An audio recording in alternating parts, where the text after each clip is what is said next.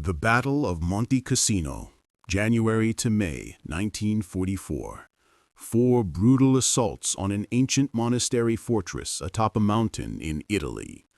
American, British, French, Polish, and New Zealand forces fought for months to break through the German Gustav Line, one of the costliest and most controversial battles of the Italian campaign, where a 1,400-year-old monastery was destroyed and thousands of Allied soldiers died trying to take a single hill.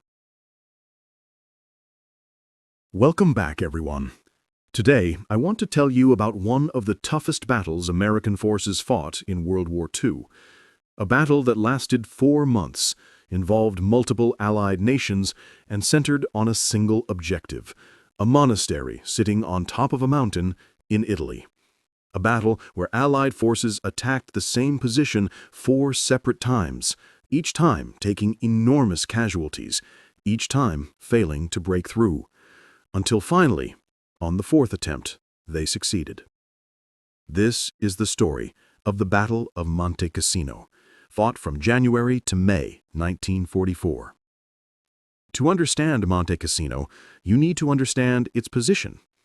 Monte Cassino is a mountain in central Italy, rising about 1,700 feet above the Liri Valley. And on top of that mountain sits the Abbey of Monte Cassino, a monastery founded in the year 529 AD by Saint Benedict. For nearly 1,500 years, monks had lived there, praying, studying, preserving ancient manuscripts. It was one of the most important religious sites in Europe. But in 1944, the Abbey of Monte Cassino became a fortress, not because the monks wanted it that way, but because of geography. The mountain dominated the entire valley. Whoever held that mountain controlled the valley, and the valley was the only practical route north toward Rome. The Germans understood this perfectly. When they built the Gustav Line, their main defensive position across Italy, they made Monte Cassino the anchor of the entire line. The mountain was a natural fortress: steep slopes, rocky terrain, perfect fields of fire. The Germans fortified it heavily.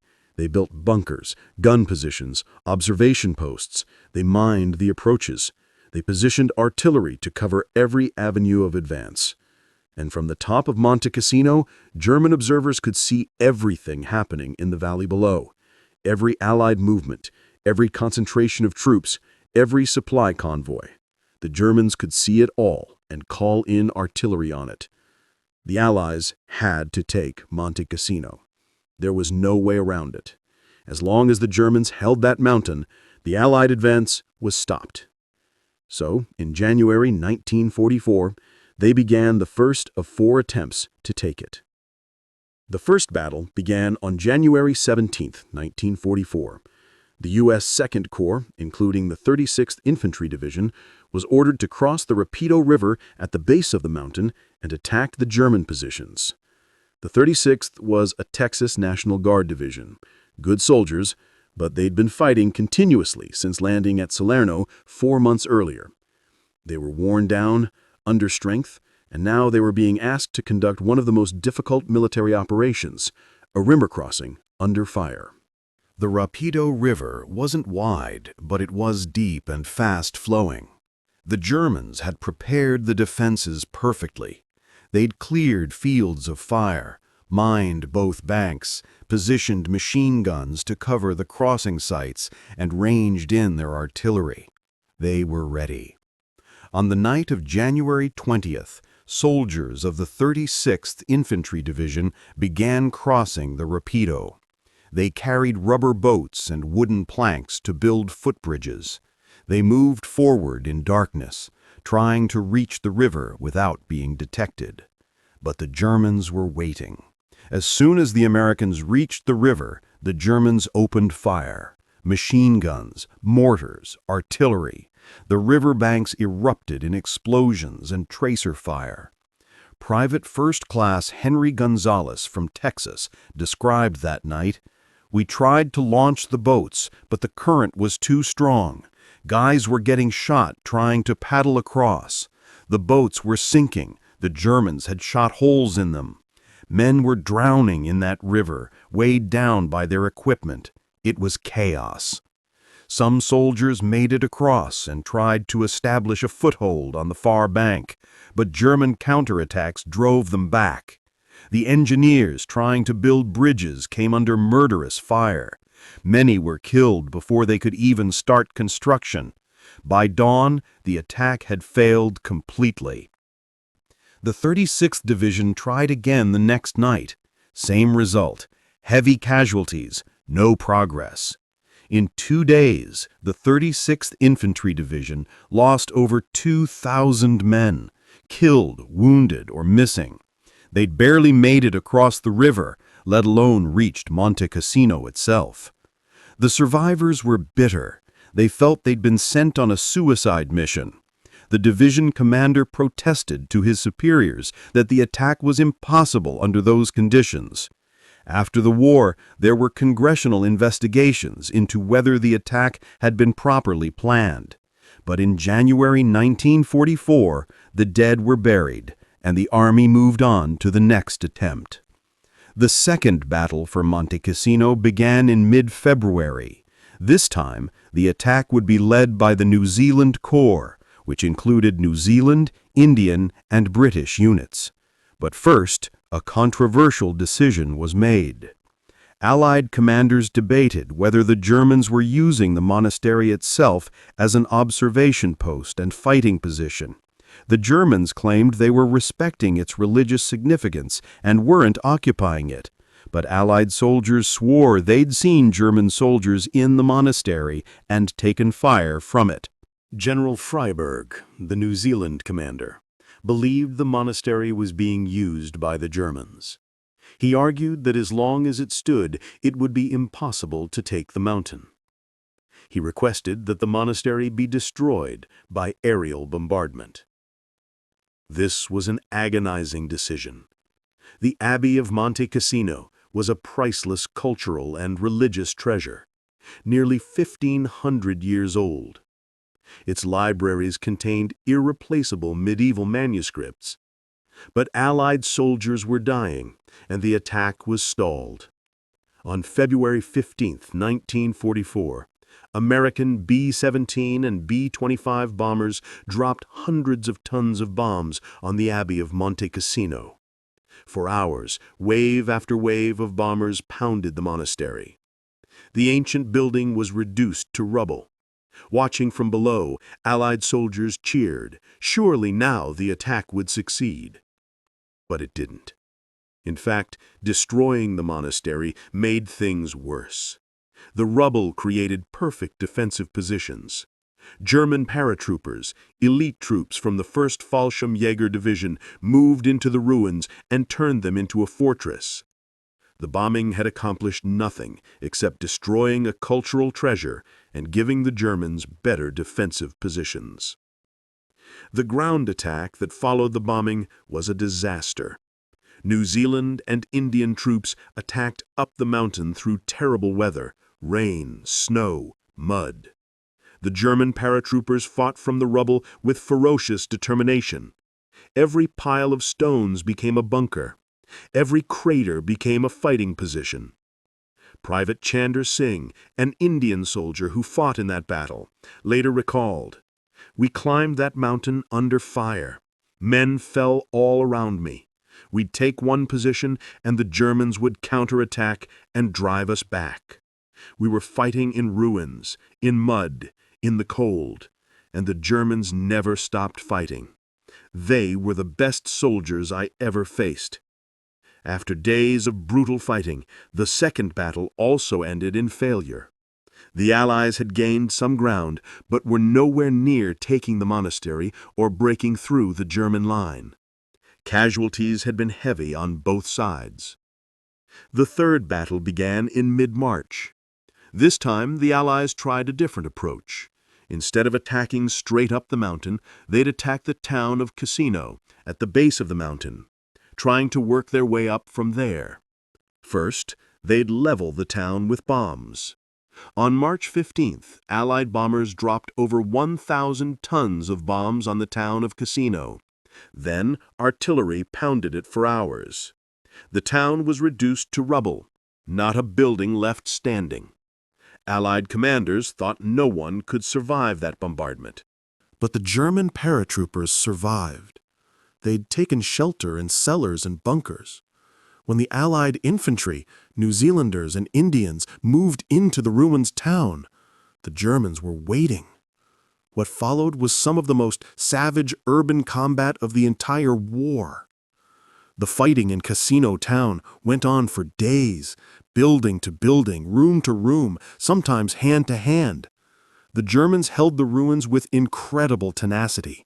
They'd let Allied soldiers advance, then counterattack and surround them. They used the rubble brilliantly, turning every pile of stones into a defensive position. Sergeant Jack Smith from New Zealand described the fighting. It wasn't like normal combat. There were no buildings, just ruins. No streets, just paths through rubble. The Germans would be 10 feet away and you couldn't see them.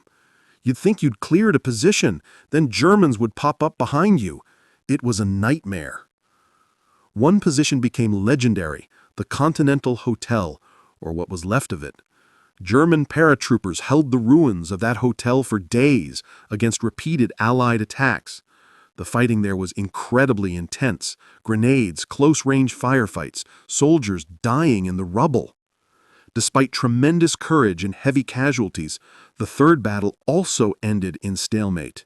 The Allies controlled part of the town, but couldn't break through. The Germans still held the heights. Monte Cassino remained in German hands.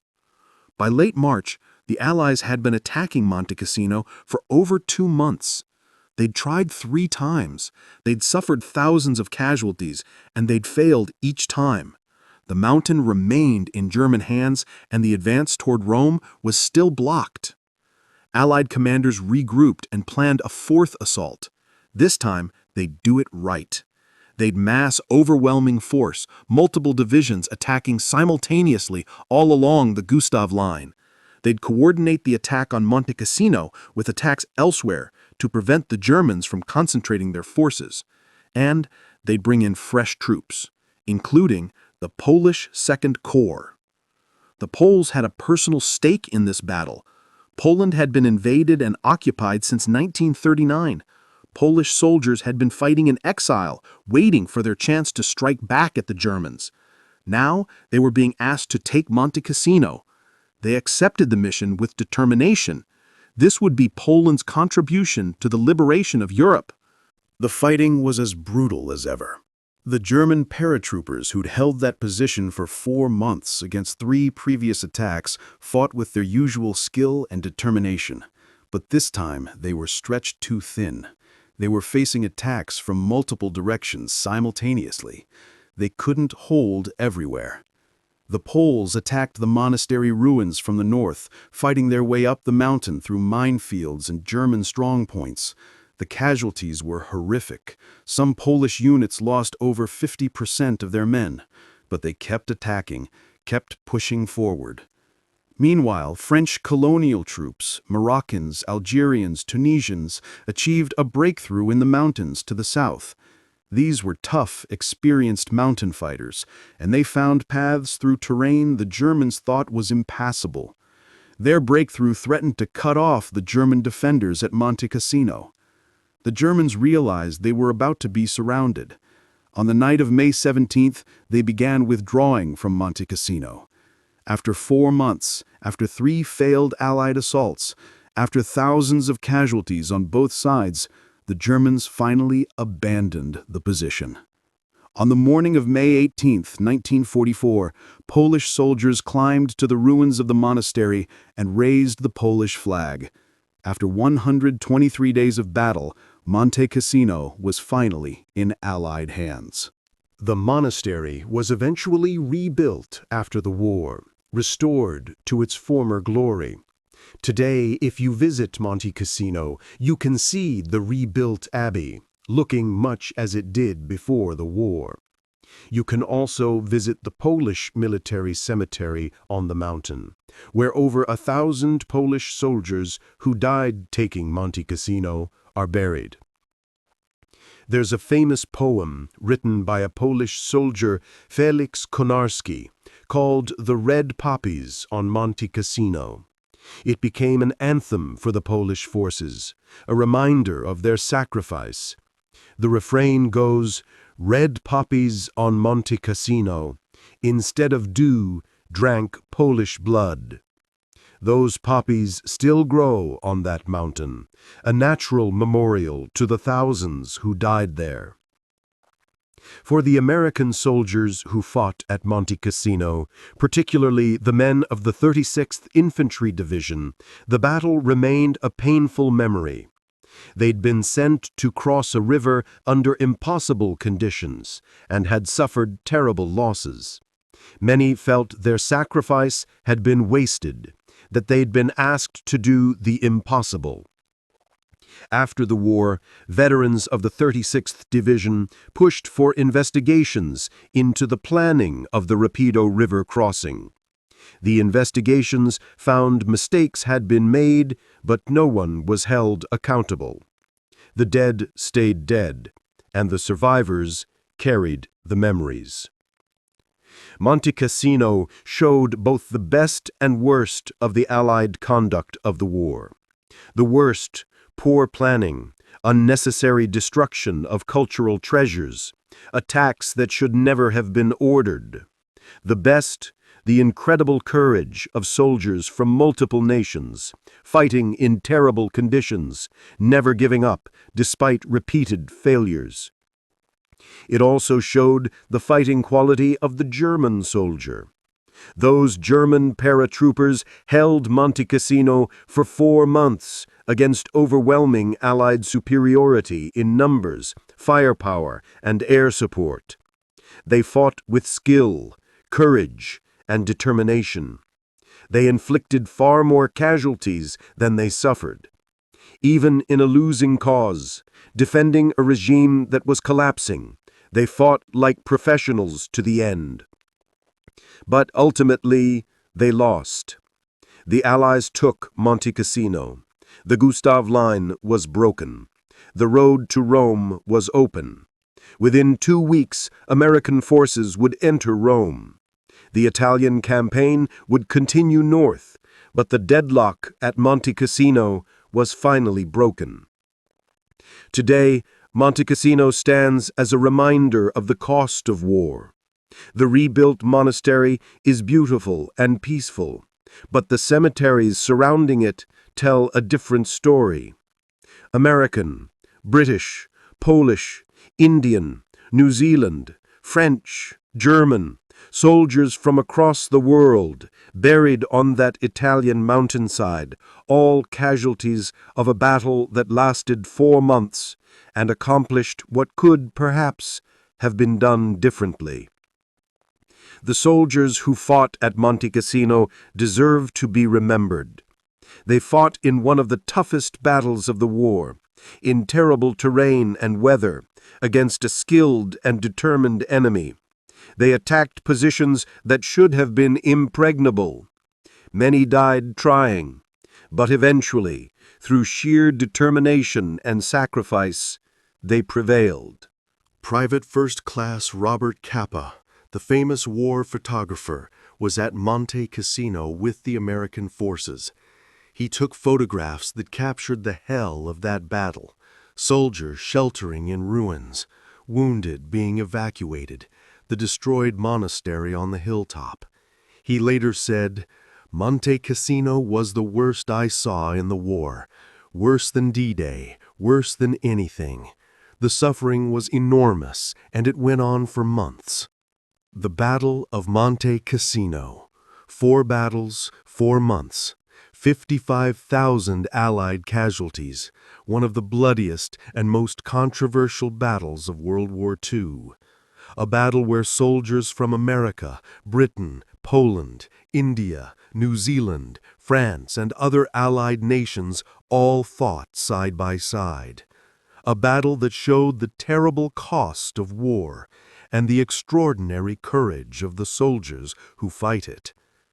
Thank you for listening, And never forget what those soldiers endured on that Italian mountain from January to May 1944. Never forget Monte Cassino. The Battle of Monte Cassino was a crucible of suffering. Over 55,000 Allied soldiers, American, British, Polish, Indian, New Zealand, French, and others, were killed, wounded, or went missing in just 4 months.